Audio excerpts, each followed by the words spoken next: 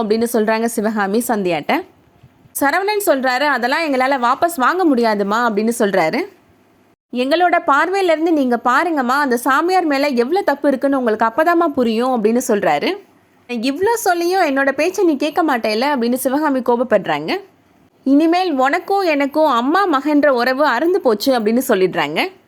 நான் இறந்துட்டா மூத்த மகன் தான் கொல்லி வைக்கணும்னு சொல்லுவாங்க, ஆனால் அதுக்கு கூட நீ வரவே கூடாது, செந்தில் தான் எனக்கு கொல்லி வைக்கணும் அப்படின்னு சொல்கிறாங்க. கடைசி நிமிஷத்தில் கூட நீ என் முகத்தை கூட பார்க்கக்கூடாது, அப்படி பார்த்தேன்னா என்னோட ஆத்மா சாந்தி அடையாது அப்படின்னு சொல்லிட்டு போயிடுறாங்க. சிவகாமி இப்படி பேசுவாங்க அப்படின்னு எதிர்பார்க்கவே இல்லை. சந்தியாவுக்கும் சரவணனுக்கும் அது பெரிய அதிர்ச்சியாக இருக்குது. அர்ச்சனா இப்போது வீட்டிலேருந்து வெளியில் வராங்க.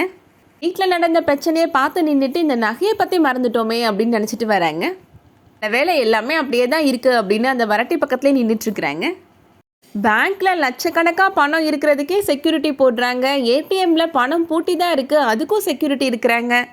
இந்த கோடிக்கணக்கான நகைக்கு நான் தான் செக்யூரிட்டி அப்படின்னு அர்ச்சனா அந்த வரட்டி பக்கத்துலேயே நின்றுட்டுருக்குறாங்க. செந்தில் இப்போ அவங்க வராரு. எதுக்கு இவ சம்மந்தமே இல்லாமல் இந்த இடத்துல வந்து நின்றுட்டுருக்குறா அப்படின்னு பக்கத்தில் வந்து பேசுகிறாரு. இங்கே வந்து எதுக்கு நின்றுட்டுருக்குற அப்படின்னு கேட்குறாரு செந்தில். இது வந்து நான் காவலுக்கு நிற்கிறேங்க அப்படின்னு சொல்கிறாங்க அர்ச்சனா. காவலுக்கு நிற்கிறியா, அப்படி என்ன இருக்குது இங்கே காவல் காக்கிறதுக்கு அப்படின்னு செந்தில் கேட்குறாரு.